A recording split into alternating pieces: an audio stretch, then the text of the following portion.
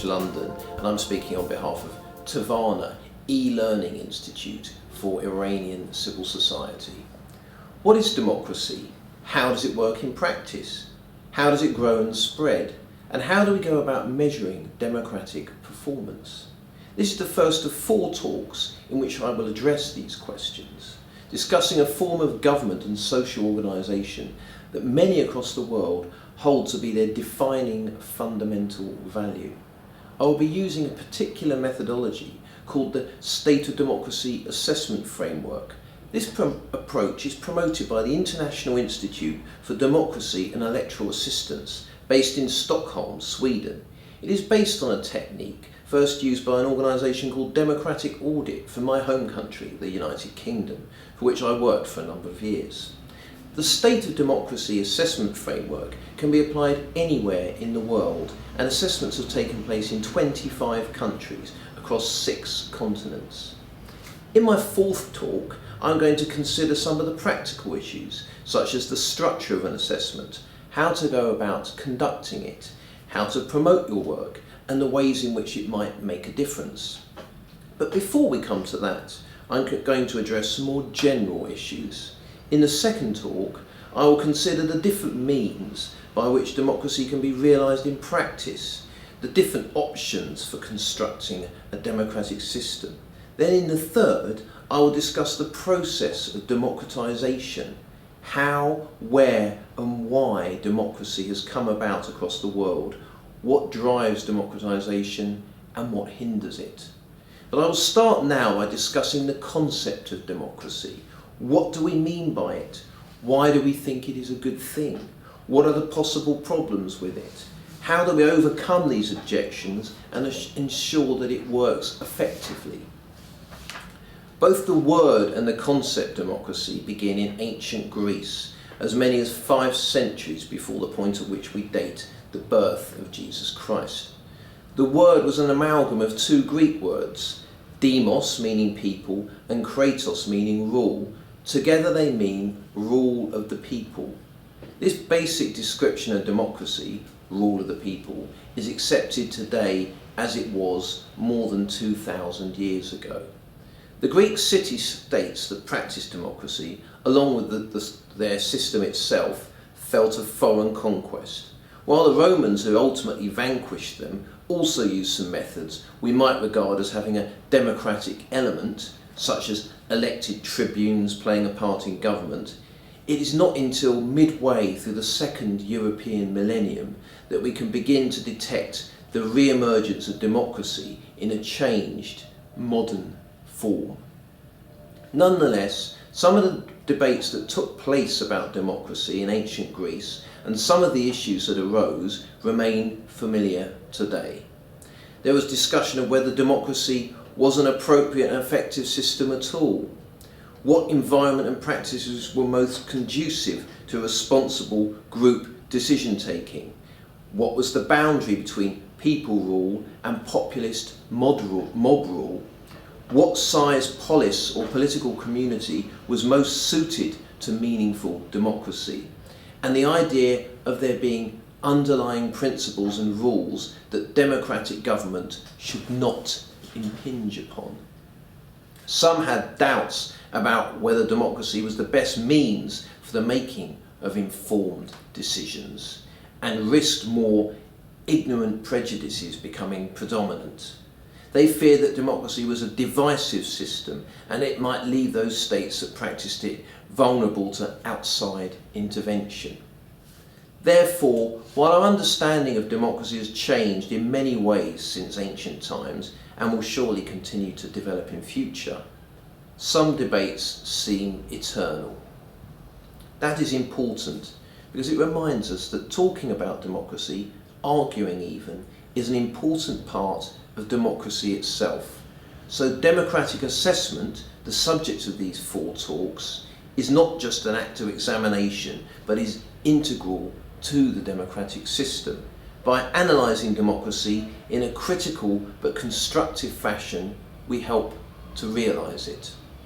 If we are to assess democracy, however, we need to know what it is and what is the fundamental principle underpinning it. One approach has been to argue that it entails the expression of the will of the people. This idea has some basis in the work of the Genevan 18th century political philosopher Jean-Jacques Rousseau and his concept of the general will. This outlook presents some problems. It is not clear how the popular will might be discerned or acted upon. Need it mean direct democracy, that is to say plebiscites or referendums to determine what the majority view is on a given issue? Or is there a group or institution that is able by some means to act as interpreter of the will of the people? Furthermore, the concept is potentially dangerous. If the general will concept implies the existence of a force of irresistible legitimacy, it can become a basis for tyranny. Murderous regimes, including the Jacobins in France in the 1790s, and in the 20th century in Europe, the Soviet Bolsheviks, the German National Socialists, have all claimed to be acting on behalf of the people, however defined. Many of the people had to die in their own name. A better foundational principle for democracy is the tenet that all human beings have inherent worth and should, on some level, be equal. It is a means of refuting a traditional criticism of democracy, that it amounts to an upturning of the natural order of society, placing those who have no meaningful stake in or responsibility for a society above those who would otherwise be in positions of prominence and authority. According to the model advanced here and the review of humanity on which it rests, it is democracy that is the proper state. We can find traces of this particular democratic outlook in the American Declaration of Independence of 1776, with its statement that we hold these truths to be self-evident, that all men are created equal, that they are endowed by their Creator with certain unalienable rights, that among these are life, liberty, and pursuit of happiness, that to secure these rights, governments are instituted among men, deriving their just powers from the consent of the governed. Similarly, the Declaration of the Rights of Man and of Citizen, issued by the French National Assembly in 1789 and drawing influence from the American Declaration of Independence, though it contains some Rousseauian general will concepts, also refers in its preamble to the natural, unalienable and sacred rights of man, and states in Article 1 that men are born and remain free and equal in rights, while Article 2 holds that the aim of all political association is the preservation of the natural and imprescriptible rights of man. These rights are liberty, property, security, and resistance to oppression. The value of an interpretation of democracy that rests in the inherent and equal value of every individual member of the community is that it entails all having the right to play a part in determining the way that they are governed, while at the same time determining that any action that violates the principle of intrinsic merit of the individual, even if claiming a basis in popular will, is contrary to democratic values. It is an answer to a dilemma that has long troubled democracy: how to differentiate between popular and populist rule and protect against the threat of the mob that some have held is inherent in democracy.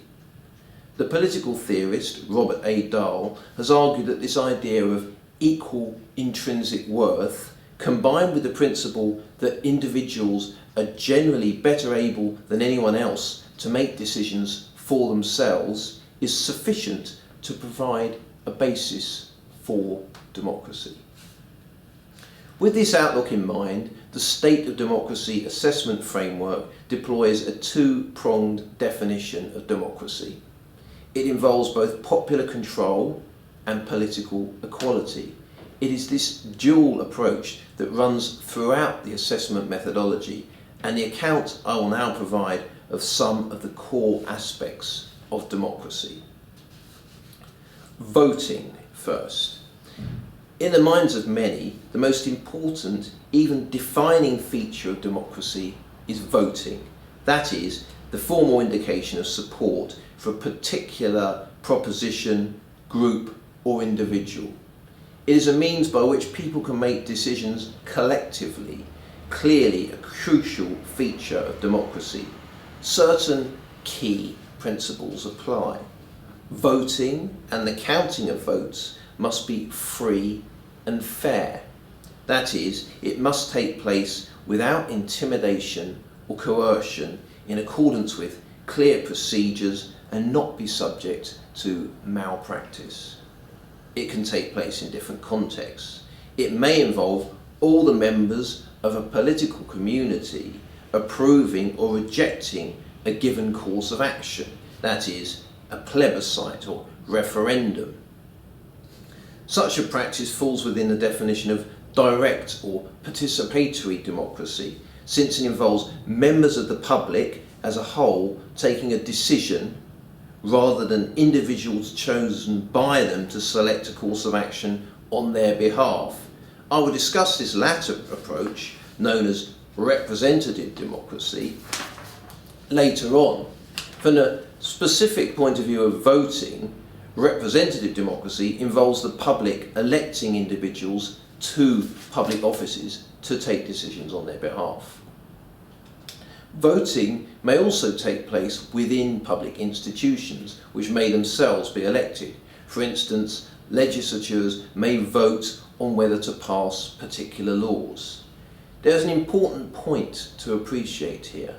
Voting is about deciding things. It means some people, those who win the vote, getting what they want, and others not. The result may be decided by a simple majority or plurality in a multi-option vote. For certain decisions deemed of fundamental importance, a supermajority, something more than a plurality or a majority of just one, may be necessary. In elections, a variety of systems for the casting and counting of votes may be available, all with their particular qualities, advantages and disadvantages.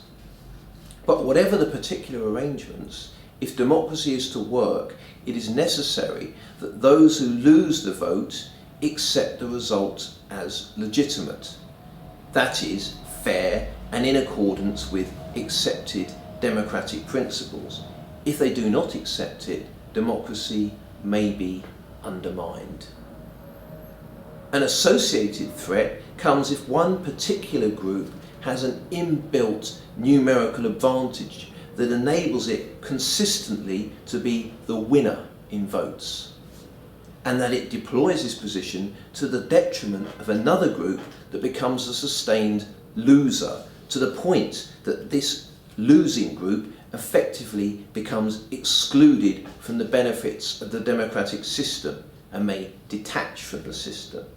In this sense, voting is intrinsic to democracy, but majoritarianism can compromise democracy. Next is participation. Participation is also inherent to the concept of democracy deployed here, because it's necessary for the system to be as inclusive as possible. The purpose of democracy is that it is open to public involvement, and the viability of the system rests on people taking part in it. Clearly then, the right to participate is vital and should be extended as widely as is possible. Ancient democracy appears flawed from our contemporary perspective, since only a minority were allowed to take part. Groups such as women and slaves were excluded. Democracy in the modern era moves towards wide inclusion only gradually. For instance, in the United Kingdom, while the first legislation broadening voting rights was introduced in 1832, Only by 1928 were all adults, irrespective of social position or gender, included within the franchise. Expanding the scope of the right to vote or hold public office is one aspect of participation in a democracy. The other involves whether and how far these rights to participate are exercised in practice. The extent to which individuals take part in the democratic system, for instance voting or holding office, may tend to vary according to socioeconomic status, gender or ethnicity. In some instances, discrimination, though no longer existing in legal form, may have persisted in other ways, with invisible barriers that deny access to the system. However, in other cases, for instance in a number of developed economies, the issue of non-participation is perceived more in terms of public apathy. In earlier conceptions of democracy, participation was regarded as an essential duty for those deemed full members of the political community, a concept known as republicanism. Now, participation is generally optional. But nonetheless, the extent to which people from various areas of a given society exercise the option to take part in democracy is seen as an important measure of democratic well-being. They may do so through engaging with official processes and institutions, or by involvement with intermediary or civil society organisations. These civil society organisations can take various forms, such as pressure groups, trade unions, democratic monitoring organisations and political parties. The latter, political parties, play an important part in the next democratic concept under consideration, which is representative democracy. Democracy in ancient Greece found various means of involving the public directly in its processes. Citizens took part in assemblies as a group, for instance, and public offices could be held in rotation by members of the public chosen by lot. Today a different system is prevalent, representative democracy, though it may operate alongside direct democratic mechanisms such as referendums. Representative democracy derives some of its origins from the Estates Generals that existed to represent different social groups in late medieval and early modern Europe. As fully conceived today, representative democracy entails public office holders who are chosen by election or other means, exercising functions on behalf of their communities. Representative institutions exist at a number of different levels, from central down to local. In practice, political parties are essential to the successful operation of representative democracy. They can make it possible for individuals with shared values and ideological outlooks to group together and seek to obtain their objectives through the representative mechanisms and institutions. A representative dimension to democracy helps offset certain difficulties often identified in democracy. It means that there is a barrier to the tyranny of an ill-informed and excitable mob. Representatives are more likely to be well informed about political issues. They are not necessarily required to respond to every pressure that may build from below, and can seek to reconcile different, sometimes competing interests, forging them into a coherent policy. The representative model can help provide an answer to those who claim that democracy suffers from a lack of clear leadership and fails to provide long-term strategic decision-taking, since it is subject to the fickle whims of the public. Representatives enjoy a certain amount of discretion in how they operate, and they are able to act decisively and take broader concerns into account. However, it is necessary to ensure that representatives, while insulated to some extent from the day-to-day shifts and surges in public opinion, remain subject to the broad principle of popular control and are not able to operate without the overall democratic framework. This requirement leads to our next democratic concept, accountability. Accountability is another of these concepts with roots in ancient Greece that remains crucial to democracy in its contemporary form. It rests on the principle that while society may entrust particular tasks to public office holders, it retains the right to examine the way in which they are performing their function to ensure they are doing so in an appropriate fashion. As the term suggests, accountability involves the public official providing an account of their actions. If public accountability is to function properly, then there is a need for open availability of public information with excessive secrecy to be avoided. But accountability is a process wider than simply giving an account. The provision of information is central to it, but only a part of the whole. It involves those who are subject to accountability having clearly defined frameworks within which they are required to carry out their public functions and being subject to clear rules about how and when they must account for themselves. There should exist official bodies with formal powers who are responsible for enforcing accountability, including within their remits the possibility of imposing sanctions if improper behaviour is detected. Accountability is not only about the past. If it is, there is a danger of abuse, with groups that have taken power using it as a way of targeting the groups that held power before them. Rather, accountability is about the past, present, and projected future actions of office holders. The ultimate purpose is not to detect wrongdoing and impose punishment for it, although that's part of the work, but to encourage better compliance. Democratic accountability can take many forms. Political accountability can involve elected assemblies holding public officers to account, or voters holding to account those they have elected.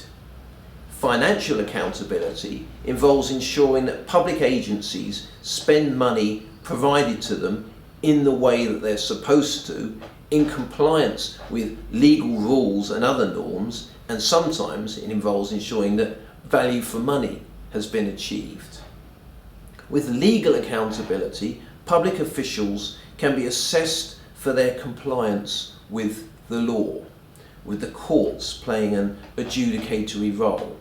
This final form of accountability takes us to the next subject of consideration, the role of legality within the democratic system, which takes us to the rule of law. The rule of law is a concept that developed distinct from democracy but is intrinsic to it. The rule of law is essential to protecting democracy against degenerating into mob rule. Without it, there exists a danger that a government claiming some kind of popular mandate and legitimacy could behave as it saw fit, violating the very principle of inherent value of all individuals that is central to democracy. An example of a regime that turned a once democratic system on itself, overriding any semblance of rule of law, to horrific effect, comes in Germany in the 1930s under the National Socialists. To prevent such outcomes, it is essential that governors and governed alike should be subject to the law. It is possible to find some of the origins of this principle in legal texts such as Magna Carta, first agreed by King John of England 800 years ago in 1215. The commitments John made included that no free man shall be seized or imprisoned or stripped of his rights or possessions, or outlawed or exiled, or deprived of his standing in any way, nor will we proceed with force against him, or send others to do so, except by the lawful judgment of his equals, or by the law of the land. Precise definitions of the rule of law vary, but many advocates of the principle argue that it should mean more than those in positions of authority simply needing to comply with the law, whatever the law may be. It requires, according to so-called thick versions of the rule of law, adherence to a set of standards. They include that the law should be clear and understandable. All should have access to the law. The law should not discriminate against particular groups within society.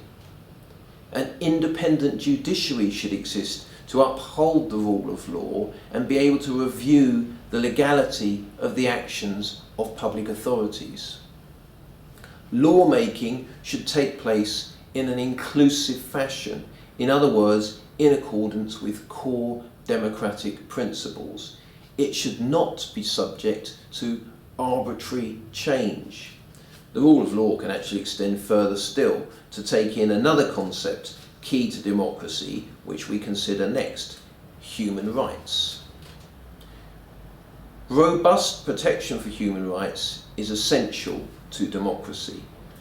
Otherwise, there is a danger of majoritarian abuse of institutions and procedures associated with democracy for undemocratic ends, namely the violation of individual freedom.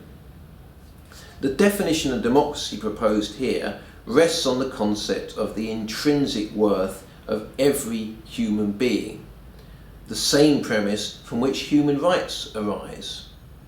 Consequently, while some depict democracy as a potential threat to human rights, it is more appropriate to conclude that, in as far as a system of governance violates human rights, it fails to fulfill democratic principle. Both democracy and human rights, as understood today, emerge from some of the same historic events as each other, such as the American and French revolutions. Some even regard democracy itself as a human right. The protocol to the European Convention on Human Rights, agreed in 1952, points in this direction, with the requirement in Article 3 that the parties to the protocol will hold free elections at reasonable intervals by secret ballot under conditions which will ensure the free expression of the opinion of the people in the choice of the legislature. Some of the most universally acknowledged human rights are also fundamental to the realisation of democratic values. They include the rights to freedom of expression, assembly, and association. Other widely acknowledged human rights include basic personal security, freedom from torture or other cruel punishment, and the right to personal choice over matters of religious belief. Some promoters of human rights also support the principle of freedom from discrimination with regard to characteristics such as gender, sexual orientation, race or ethnicity, and faith. Opinions differ over the existence and status of rights sometimes described as socio-economic. They can include the right to work, to education, to health, and to housing. Some argue that to group them alongside the more conventional civil and political rights is mistaken, since they involve policy that should be matters of political judgment and are an output of the democratic process rather than integral to the democratic process. However, others hold that it is not possible for members of a society fully to participate in democratic processes if they are deprived of basic socio-economic rights. In this sense, socio-economic rights are not outputs of the system, but actually part of the system. Anyway, advocates of socio-economic rights might hold that there is no problem with considering outputs, arguing that if democracy is failing to deliver the basic necessities of existence to the population, its value as a system is hard to justify. The concept of human rights can also extend even further again to include such things as environmental rights. We now move on to the concept of wider society and its importance to democracy. Democracy is more than a set of official institutions, practices, and legal instruments. It is dependent upon the wider society in which it functions. The existence of a democratic culture, that is, a social environment capable of sustaining democratic practices and values, is essential. One component of such a culture is an informed, educated public with a genuine commitment to the democratic system. Diverse and free media presenting a span of different viewpoints are necessary to the facilitation of a genuine public democratic discourse. They can expose democratic abuses and promote consideration of how the system might work better in future. A thriving civil society, including, for instance, pressure groups with a variety of interests, research organisations and trade unions, is often an important component of democracy. Political parties also have a crucial part to play in providing a link between representative institutions and the public. Within this overall environment, the continuous conduct of democratic assessment of processes as a subject of these talks can help provide both for democratic self-reflection and enhancement. Sometimes features of the wider society can be detrimental to the functioning of the democratic system. Pronounced inequalities in the distribution of material wealth can help produce similarly unequal distributions of power. The behaviour of certain interest groups, such as businesses, can compromise democracy, for instance through seeking to promote commercial ends over the wider public interest. Connected to this issue, a culture of corruption among public officials can also undermine democracy. Belief systems that are detrimental to certain groups, such as women, can be inimical to democracy. Pronounced divisions in society of a religious, ethnic, or national nature can create conditions in which it is difficult for a democracy to flourish. Breakdowns in public order, unchecked criminality, and violent conflict within a territory are difficult to reconcile with healthy democratic practice. Ultimately, democracy rests to a large extent on the extent to which the population of a state and key groups within it are willing to abide by democratic ideas and procedures. If they reject them as illegitimate or regard them as merely instruments for the pursuit of ends that are undemocratic, then the democratic enterprise is imperilled. We now come to the external environment within which democracy functions. The extent to which any given country fulfills democratic values is partially dependent upon the regional and international environment surrounding it and its interactions with that environment. International trends such as patterns of economic development and global distribution of resources have implications for the viability of democracy. As we will consider further in the third talk, trends towards the strengthening or weakening of democracy often take place on a regional or even international scale and are not necessarily confined to one particular territory. Intervention from outside, whether of a diplomatic, economic or military variety, can impact upon democracy both in good and bad ways. The international community can help provide benchmarks and standards against which we might assess democracy, as does the State of Democracy methodology which we are considering. It is also important that states should not only draw on the outside world for support, but themselves contribute to the furtherance of democratic principles in their region and the world. They can do so through conducting themselves on the international stage in accordance with democratic norms, through setting examples, for instance, adhering to and advancing good practice domestically, and through signing and promoting international and regional democratic conventions and treaties. They can also support organisations engaged in the promotion of democracy and provide direct assistance to other states to support their democratic development. But it's important that countries ultimately take responsibility for their own democracy. Hence the emphasis in State of Democracy assessments upon in-country assessors who carry out their work while resident within the territory.